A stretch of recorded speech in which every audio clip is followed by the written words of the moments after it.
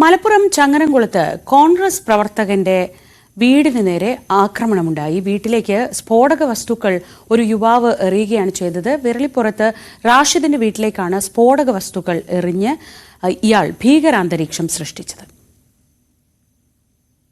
ശനിയാഴ്ച പുലർച്ചെ 5 മണിയോടെയാണ് സംഭവം. ഹെൽമറ്റ് ധരിച്ച് വീട്ടിലെത്തിയ യുവാവ് സ്ഫോടക വസ്തു കത്തിച്ചെറിയുന്നത് ദൃശ്യങ്ങളിൽ വ്യക്തമാണ്.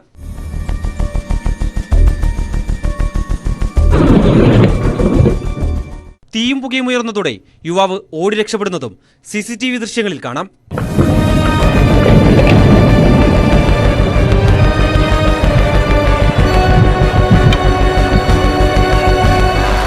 ശബ്ദം കേട്ട് വീട്ടുകാർ വീടിന് പുറത്തെത്തിയപ്പോൾ തീയും പുകയും മാത്രമാണ് കണ്ടത്.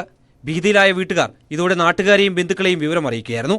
തുടർന്ന് ചങ്ങരംകുളം പോലീസ് സ്ഥലത്തെത്തി പരിശോധന നടത്തി. പൊട്ടാത്ത നിലയിൽ ഒരു ഗുണ്ടും സംഭവസ്ഥലത്ത് നിന്ന് പോലീസ് കണ്ടെത്തിയിട്ടുണ്ട്. സംഭവത്തിൽ അന്വേഷണം ആരംഭിച്ച പോലീസ് സ്ഥലത്ത് ഡോഗ് സ്ക്വാഡും വിരലടയാള വിദഗ്ധരും പരിശോധന നടത്തുമെന്നും അറിയിച്ചു. ന്യൂസ് 18 തിരൂർ.